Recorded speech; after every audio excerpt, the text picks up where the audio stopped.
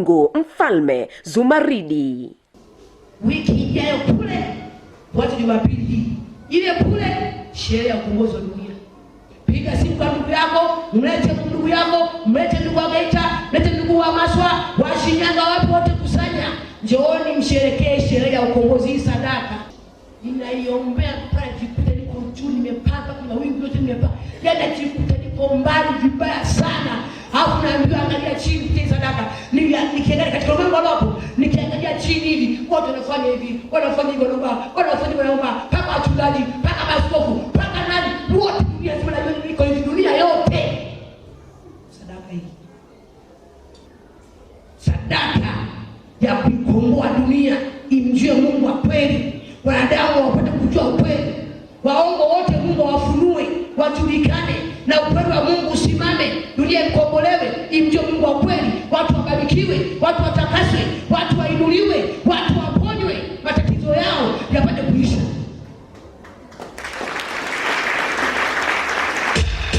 Mbarikiwe na Mungu asifiwe. Naomba wale wenye ushuhuda haraka hapa utoe sadaka. Leta ushuhuda na vitu vyao, vifaa vyao vyote leta hapa.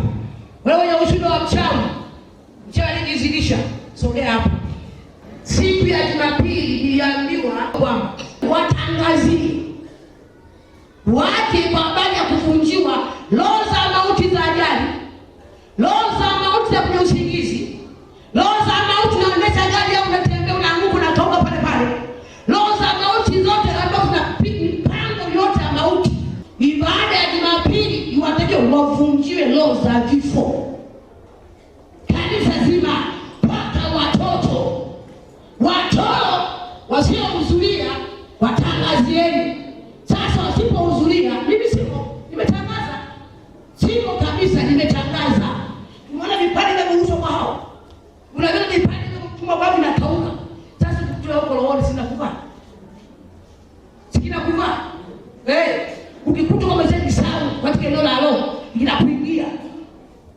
Vipande vimefunguliwa kutumwa vya ajabu au unaona utamu vipande. Vinakauka.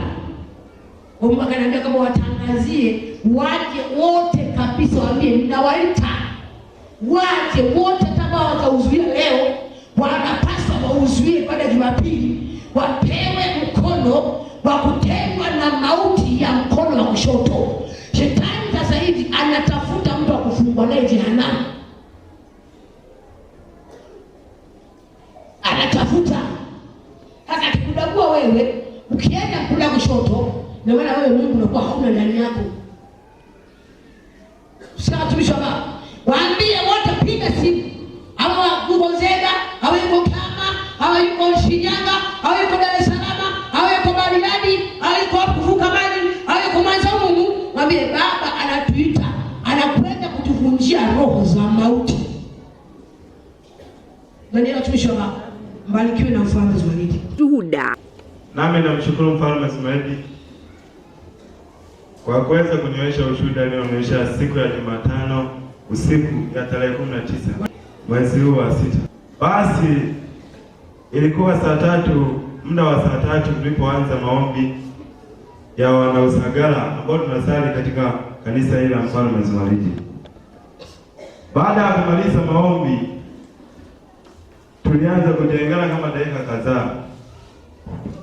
Kwa baadaye tulikuwa tumefunga ibada kwa maana ya kumaliza maombi mzima. Hapo nyumbani sasa wote kwa nyumbani, wanakuja nyumbani kwetu wale wana maombi. Muda kidogo pale nyumbani wao kuna mbwa. Akaanza kuweka mbwa kwa nje. Alikuwa amefungwa, wakati tunamfunga kila siku muda usiku. Kaka yangu mmoja na huyu hapa kijana,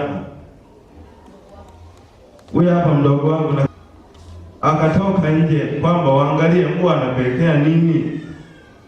Walipotoka hivi nje hawakuona kitu kwamba mbwa anapelekea nini. Wakaamua kurudi ndani. Baada ya muda mfupi tena mbwa akaanza tena kukweka kwa mara ya pili. Sasa wale waliokuwa wametoka mara ya kwanza wakajua kwamba hamna kitu, labda mbwa tunafanyaje, anajifurahisha yeye kwa kuwa ameweza kutoka muda huo. Sasa tulikuwa tunasoma pale wote mezani. Mimi leo ikanituma kwamba kimbia haraka nje, kuna kitu. Na mimi ndipo nilipokimbia haraka. Nilipoenda kufika kwenye geti la kutoka nje, nilipofunua hivi geti, nikamkuta bibi anasujudu kwenye geti kwa nje hivi. Yaani pale juu ya geti tumefunga mchanga wa Mfalme Zumaridi. Sasa yuko kwa nje anasujudu. Nikawaita wenzangu sasa ambao walikuwa wanasoma kule, nikawaita kwamba njoni tuone. Akawa ametangulia kijana mmoja ambao sio wa nyumbani, wanakujaga pale kusoma. Akawa ametangulia huyo. Kwa baadaye tena huyo hapa akaja. Huyo hapa. Na yeye akawa anashangaa. Akawa anashangaa hapo wote sasa wakawa wamekuja waliokuwa wanasoma kule nyumbani. Walipokuja wale tulikuwa tunashangaa sasa. Huyo bibi anahangaika hapo kwa nje. Hatujafungua hata geti, tunamwangalia kwa nje anahangaika. Baada ya muda kidogo sasa akawa anapiga simu. Yaani simu ya simu hewa, anasema kwamba simu ya kichawi, maana hao wakimwangalia hana simu mkononi. Anasema kwamba anapiga hewa. Njoni haraka mniokoe, nimekamatwa. Yaani kimbieni muda huu, kimbieni. Na sisi sasa hapa tulikuwa tunashangaa tu. Anasema kabisa kwamba kimbieni muda huu. Hapa kumbe kuna nguvu kweli. Ndipo alipokaushwa yule dada yangu. Mbwa yule mbwa aliyekaushwa pale akaja akafa. Alikauka kwanza mbwa, akaja akafa mlengwa. Dada yake sasa na yule bado kazidi kumfuatilia tena. Aliposema kwamba ndipo alipokaushwa dada yangu, na sisi ndio tukazidi kushangaa tu sasa, kumbe kweli huyu ni nani? Mchawi. Tukaamini moja kwa moja sasa kumbe ni mchawi. Tukafungua na geti sasa kwa nje, tukawa tumetoka. Na mama naye akawa ametoka sasa, alikuwa amelala chumbani. Tukawa tunashangaa hapo, anazunguka. Azungukaje sasa kwa kutembea kwa kufanyaje? Yaani alikuwa anatembea hivi, akitembea anashindwa, mara tena anakaa. Yaani kama vile anafanya hivi. Kwa sababu pale nyumbani kuna geti la matofali haya ya kawaida tu, alikuwa amezungusha hivi. Sasa anajificha hivi, anaanza kuongea. Aliongea kama mara 2 hivi kwa simu hiyo ya hewa yani. Kwa baadaye sasa nami nilikuwa nimemuongelesha kwamba wewe unatafuta nini hapa? Nilipomuongelesha hapo akaanza kusema hapa tumepita wengi, ila tuliobahatika kubaki hapa ni watu tumekuja wawili. Nimekuja na mtoto wangu ambaye ni Peru. Nimekuja naye, tulikuwa tumepita hapa kuja kuangalia mazingira ya hapa. Na sisi hapo sasa tukawa tunashangaa na wenzangu sasa. Wala ambao hawajua imani ya Mfalme Zumaridi, wala ambao wanakuja kusoma. Na yenyewe hali wakawa wanashangaa waelewi. Tukawa tunaendelea hapo kumhoji na mhoji. Kwa baadaye sasa akili kaja kwamba kwa sababu mzee wa kanisa wa hapo nyumbani alikuwa hayupo, alikuwa ameenda safari. Yaani tupo tu sisi vijana na mama. Tukawa imekuja akia kwamba mfuate mtumishi wa Mungu ambaye ni mzee wa kanisa Isaya huyu hapa. Ndipo tulipotumana sasa, tukaenda wawili, tukawaacha wale wengine. Nilienda na kakaangu yule aliyetoka mara ya kwanza.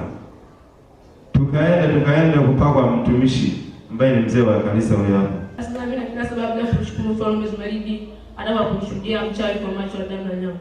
Baada ya mtumishi hapa kuondoka kumfuata mzee wa kanisa, yule bibi akapiga tena simu kwa mara ya 3. Lakini kwa mara hiyo alikuwa anaongea lugha ya Kisukuma, anasema kwamba angu hakina kiungo bologi pela kigete. Sasa tukawa tunabaki tunashangaa tu. Baada hapa akaanza kusema kwamba eti mnasali mnapiga tukelele hapa mnasali. Muiteni sasa Zumaridi aje uchome huu mpapai, kwa kinyosha mkono kwenye mpapai. Na mimi ni uchome. Kila mtu amwamini Mungu anayemwamini. Mimi nasimamisha Mungu wangu na nyie simamisheni Mungu wenu. Kumbe nimeamini hapa hivi nguvu iliyopo hapa ndio ilomuua mdogo wangu ambaye huyo kwenye mbwa sasa. Sasa akawa anasema msingi tulioweka kwenye hii nyumba, anakuwa anaonyesha kidole kwenye nyumba alikuwa anaishi yule mdogo wake sasa. Maana kaushwa. Maana ni majirani. Akawa anasema kwamba msingi tulioweka kwenye hii nyumba hamwezi kung'oa. Msingi wa kichawi. Mimi na mdogo wangu hamwezi kung'oa. Basi baada hapo akawa anajitahidi sasa kusimama ili aondoke, lakini alikuwa anashindwa. Akawa anatembea tu kama vile nyoka anavyokuwa anatambaa chini, huku akicheka yani kwa sauti ha ha ha ha. Sasa watu wale wakazidi kuwa wanashangaa tu yani wanashangaa nini hichi kinachotokea hapa. Anajitahidi lakini anashindwa kuondoka.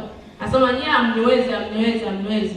Tena kama wewe mwanamke wewe uko akimsonta sana mamangu, anamsonta kama tena wewe mwanamke wewe utaona. Akaendelea tu kuongea maneno yake. Baada ya hapo mtumishi Isaya akawa amefika sasa, lakini naye akawa anaongea mambo machache. Akamwambia mama, hakika anatenda. Nadhani umemshuhudia. Basi mtumishi Isaya alipofika pale akawa ametuambia tuingie ndani na yule nimpe kwanza mtumishi Isaya athibitishe kwamba kile chokio. Atukuzwe Mfalme Zumaridi, watumishi wake. Ainuliwe Baba yetu. Nami namshukuru Mfalme Zumaridi kwa neema na rehema zake, hata kunikirimia neema ya kusimama mbele ya madhabahu yake kuthibitisha ushuhuda huu. Ni kweli kabisa watumishi wa Baba, ilikuwa siku ya Jumatano tarehe 19, tumefanya ibada yetu vizuri tukamaliza. Basi huwa kawaida tunaachana kwenda kutuliza uwepo kwa maombi mengine tena ya usiku. Nimefika nyumbani, basi nikawa nimeoga, nikapumzika kidogo, basi nikapanda kitandani kutuliza ufahamu. Nimefika kama saa 6 hivi na madakika, kasikia mlango unagongwa. Sasa nikajiuliza nani huyo anagonga saa hizi? Kama mara 3 nikasikia anaitwa mtumishi, nikajua watumishi hawa. Nikatoka. Nilipofika nafungua mlango, nikamkuta mtumishi yuko pale, wana baskeli wako wawili. Akaniambia bwana, kuna mchawi amenasa mchawi yeye.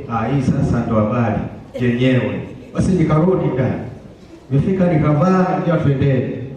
Sasa tumeondoka, tunafika kijiweni, tukakuta kuna vijana walikuwa bado wanamalizia kahawa. Sasa wakaangalia ule uharaka tulionao, kauliza vipi? Na mna haraka? Kaambia huko bwana kuna mtu amenasa mchawi. Basi wakaunga kama vijana 3. Sasa twende tukamuone. Basi ikabidi tukaondoka nao. Kweli tumefika pale, bahati nzuri tukakuta nafikiri ndani ya kuongea naye wakawa wamempa nguvu. Tulikuta kasogea, Aisha ingia kwenye mji jirani kwenye kifensi kifupi hivi. Sasa yuko kwa upande wa pili. Lakini akija, kwa sababu ile fence imepakana na mtumishi, akisogea yani mnakuwa kwenye uwanja wa mtumishi, yeye anakuwa kwenye kile kifensi kina kozi 3, yani kipo kama kozi ya 3 hivi. Anakuwa anaonekana vizuri. Tulipofika akauliza, "Kwa hiyo ulifuata jeshi eti?" Nikamwita yule mama, nikamwambia mama, msogea kwanza. Aliposogea nikamuuliza, "Sawa mama, unasema alifuata jeshi. Kwa lipi?" Akasema, maana aliniambia anafuata jeshi." Nikamuuliza, "Mpaka anakuambia alifuata jeshi ulikuwa wapi?" Mimi nilikuwa napita. Baada ya kufika kwenye huu uwanja, wakaniambia kwamba mimi mchawi. Ulishia kwenye uwanja wewe. Sawa. Sasa napenda nikuulize kitu. Sasa ngapi? Saizi ni usiku, unaenda wapi? Na unapoishi unasema sio hapa, ni mbali, hapa ni kwa mtoto wako. Akasema, mtoto wangu amenileta. Yeye ndo amenileta tuje kwake hapa. Kuna masuala tunafuatilia. Mtoto wako alikuwa wapi? Alikuwa na kibinti fulani alikuwa kimesimama na chenye kinasikiliza jinsi tunavyomuona. Nikakasema, huyu anayemtaja hayuko hapa. Mbona yuko Bugando? Sasa aliyemleta nani? We mama, naona unajichanganya. Nikamwambia, we mama, huu uchawi wako hapa utakwama. Akasema, kumbe na wewe nimekuona umekuja hapa mchungaji wao, kumbe na wewe mjinga. Nikamwambia, sasa kama mjinga endelea kuwa unafika mazingira. wewe mlangoni hapo ulikuja kufanya nini usiku? Kwa sababu hawa watu huna mazoea nao na huu mji huna mazoea nao, ulifika fikaje? Sasa niliposema hivyo, akaachana na mimi, akaanza kuzozana na mke wa mtumishi. Anasema kwanza, kama wewe yani wewe basi tu utakiona cha moto. Nikamwambia mama, acha kumtisha huyu. Unamtisha kwa nini? Kwanza wewe ni mchawi, kama umekutwa hapa kwenye mlango wa mtu usiku huu, unatafuta nini? Na huna mazoea nao. Tayari ikabidi mke wa mtumishi akapandwa kidogo jazba, akataka kuanza kujibu majibu kidogo ya hasira. Nikamwambia hapana, watumishi, vita zetu ni vita yetu ya kiroho, sio ya kimwili. Na hii vita anapambana Zumaridi, sio sisi. Nachowaomba, hebu ingieni ndani tukaendelee kutuliza uwepo, tumsii Zumaridi, yeye ndo atalimaliza, kwa sababu kama yeye kamnasa hapa, ina maana hana ujanja. Sisi haina budi kutengeneza kesi naye. Mama, samahani sana, kwa sababu mpaka sasa hivi wamekosea kukusemesha, ndio maana umepata nguvu ukaenda huko. Lakini wasinge kusemesha, ulikuwa unashinda hapa Wengelala. Yalikuwepo mavijana tumekuja naye akisema, na nyinyi uchawi mnazidi. Sasa mtakuja kufia kwenye milango ya watu, muache.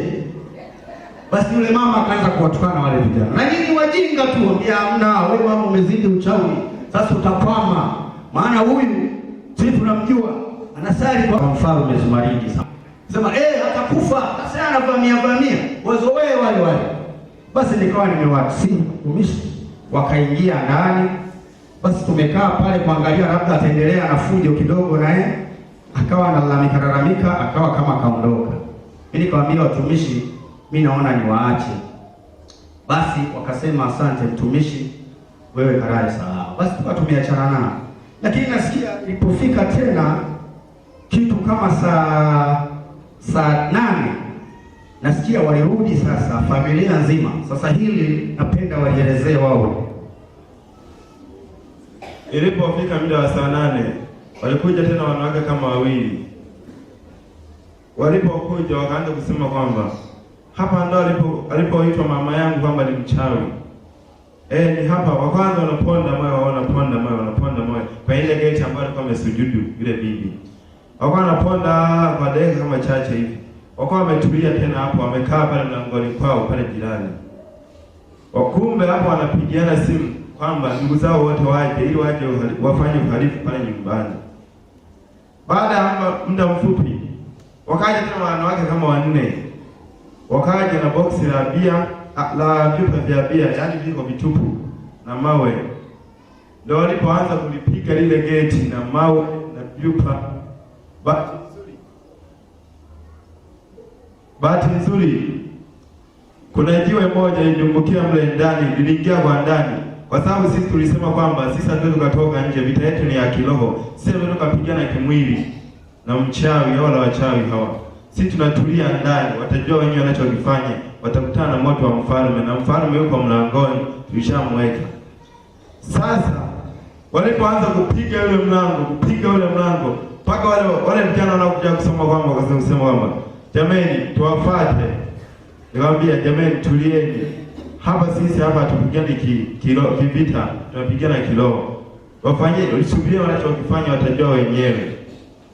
Basi ile chupa moja ile ilidumbukia kwa ndani na lile jiwe likawa nimechukua kama nini? Ushahidi. Kipindi cha bado wanapiga lile gate. Kwa kuwa pazia limejifunika hivi haoni kwa ndani, nikachukua. Nikawa nimechukua hivyo viwili. Wanalipiga hilo gate.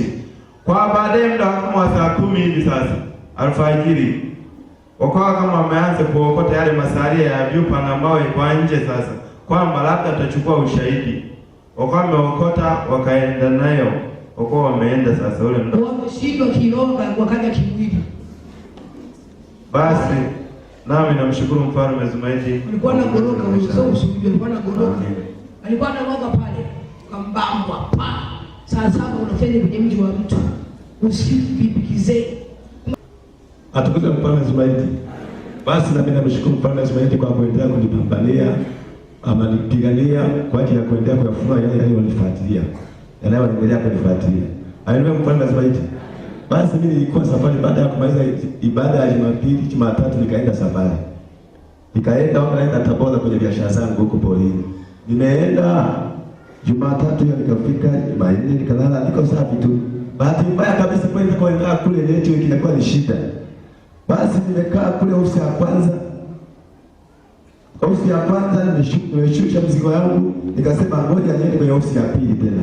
Nikawa nimebeba mzigo sasa za pikipiki. Ninaenda ofisi ya pili, njia nayopitia ni ya misitu. Ninapita ni kwenye msitu kabisa ambayo ni hifadhi. Kama ni wenyeji wa sehemu za Tabora, kuna mto Malagarasi inaingia mpakani na Kigoma na Tabora. Sehemu moja inaitwa Ugasa. Natoka Ugasa nataka nitafute Mpele kuja Kahama hivi ndani. Kuna sehemu moja inaitwa Ugasa na Uflaga. Inapita njia barabara zinapita kwenye mapori ya hifadhi. Sasa kuna njia za game tu mle. Tunapita mle, tukaona tani za game. Mle sasa kuna utaratibu wa kwamba ukipita na tani na pikipiki, wanajua ya kwamba ni wawindaji wa wanyama. Wanachukua wanyama, wanakamata magari, wanakamata pikipiki. Sasa tukaenda, tumefika sehemu, tukaona gari mbele na tusubiri. Ikawasha taa kutufuata, tukiwa na bodaboda. Basi hapo bodaboda akaniambia shuka. Nimeshuka, akapiga rodi na kugeuka kukimbia. Kule sasa familia za kule ni za wale watu wanaoishi mapolini kabisa kwenye sehemu za hifadhi, lakini wanaruhusiwa kuishi na wanalima, lakini wanaishi kwa kuiba hivyo. Kapiga rodi na kukimbia. Mimi nikashuka, gari inatufukuza sasa. Nikasema labda mimi nitakimbiza hiyo gari. Nakimbia hivi gari kaniacha ikamfuata wa pikipiki, kwa maana ya kwamba ilikuwa shida ikamata pikipiki. Bodaboda akakimbia mpaka kafika kwenye mti. Gari inamfukuza imemfikisha. Imemkaribia kabisa mbele. Akawa amekimbia kwenye mti hivi akajichomeka, gari kagonga mti hapo. Tayari hapo begi ilikuwa imeshaamka ina dawa. Ilikuwa yani chokukumbuka na dawa ina oro kama 1000 na box za Ampitox zilikuwa 50. Zingine vidogo na zikumbuki. Ndipo anguka begi wakaendelea kumpatia. Akapiga cheka akaenda kuficha box mbele polini, akaenda kuficha tena pikipiki polini. Sasa mimi nikabaki hapo na sasa jiuza nifanyeje? Basi nikaendelea kumsizi Maridi. Baba wewe niokoe. Kwa sababu mimi siko na nia ambayo napita hapa na nimekumbana hawa sijui kinachoendelea, basi wewe ndiye unajua zaidi. Endelea kujifunza na endelea kunisaidia mimi mwanao. Basi nimekaa na Zubaa kule nilikokuwa nimetoka na ilikuwa saa 7 mchana. Naambiwa kwamba hapa kutoka hapa kwa mkuu mpaka saa 3 usiku ndio ufike. Alafu kutoka hapo tulikokuwa tunaenda tena ni saa 12. Na bado zile familia sasa nataka nipate msaada wa maelezo zaidi kwamba ni wapi sasa nikapata huduma ya usafiri ili nirudi. Watu wanaikimbia sasa sema ni game, wanakuja game. Sasa nikakuwa ni tu hapa tunazunguka. Kumbe mwenzangu ameenda akapita pikipiki huko, akarudi sasa kunifuatilia nifuatilie. Paka nikaja kumuona kwa mbali ananiita, nikauliza pikipiki iko wapi, imeenda? Haijaenda. Wakati wakati tayari imeshawaka, ikaondoka.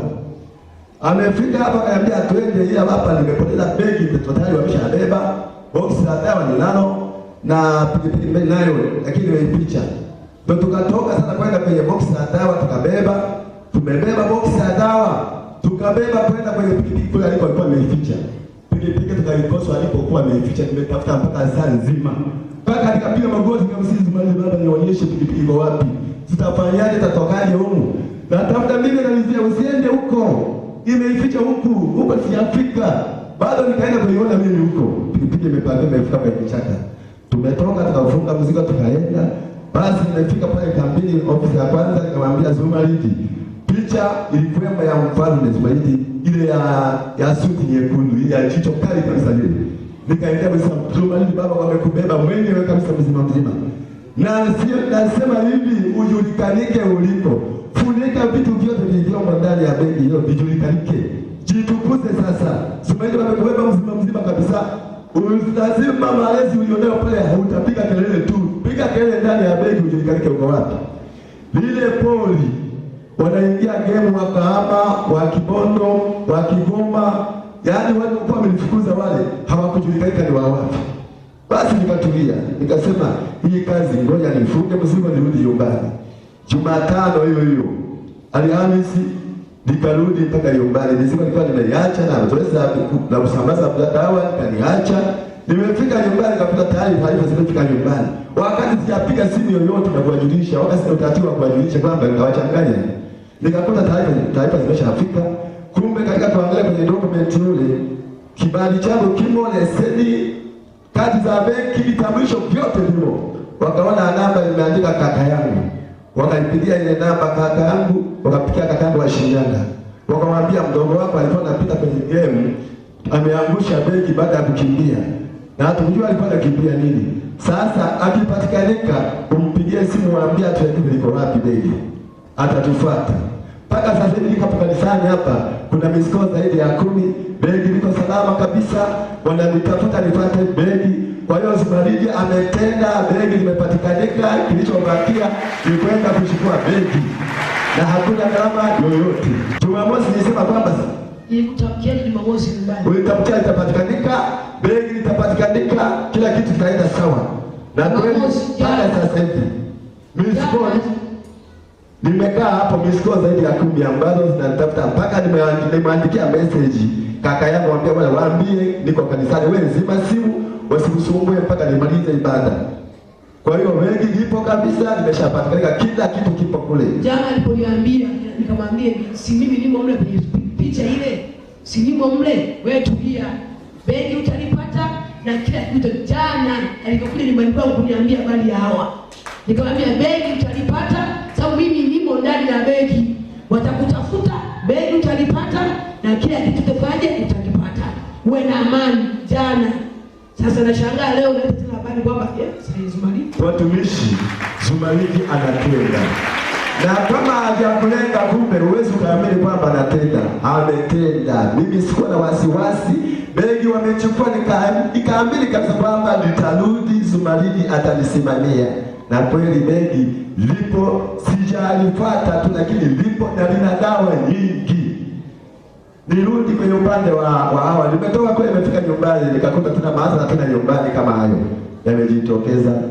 Naamini tena Zumaridi hapa amepigana. Kwa hiyo mimi naona kama hii wiki amenipigania mimi tu. Amenipigania mimi tu ndani ya familia yangu na mimi mwenyewe. Hawa yule bibi aliyekuja ni dada yake aliyeendaka na mbwa. Yaani mbwa anatoka, nimetoka safari tena, nikakuta mbwa ameshaondoka. Ameondoka, yule mama ananikimbia, anambia watoto wako nimewambia huyu mbwa wakamtupe, atanuka hapa hapa. Nikamwambia mama, mbona haraka sana, zimekufa saa ngapi? Atatoka. Ngoja nione na mimi kwa sababu nimekuja mzee. Yule bibi akafuatia tena akaondoka badala ya mbwa. Ameondoka, ni dada yake huyu. Ndani ya hili zoezi, kabla hajaja yote hayo, nilimuota huyo mama, nilitoka kwenye maono. Na mtoto wake yupo mama mkubwa kidogo, nikaota ananipagaa kwa nguvu za giza. Nikasema huyu anakujaje? Sasa kule nimelala hivi, najitahidi kupambana, nikasema niite Zumaridi, nikamwona amelala hapa. Tena amelala hivi, unafuata tena amelala na hivi na nini mbele yangu tena. Na hata kuachama kwamba Zumaridi mtoe. Mdomo wake anapenda kuvicha. Akanifunga mdomo, sikutafuta kabisa, akaviringisha mdomo wake hivyo. Nikafunga, nikaanza kupuruguna tu. Basi nikaona amani ndio mwana yeye, kwa sababu yeye yupo sasa. Ndio nilikuwa namuita, basi atamaliza. Nikatulia hivi. Na amani kawa. Basi mimi naishia tu hapo jamani. Zumaridi. Na nikaangalia kimwili sasa. Nimeona kioo na kimwili akazilika sasa, yuko pale kwenye mlango anaondoka. Sasa la usiku. Mbarikiwe tumishi wa Mungu. Karibishwa kuhudhuria ibada siku ya Jumapili ili ushuhudie nguvu ya uponyaji. Kwa mawasiliano piga simu namba 0658543165, 0768292116, 0766500374, 0742036037 au 0788658966. Pia usikose kufuatilia chaneli yetu ya YouTube kupitia Zumaridi News TV.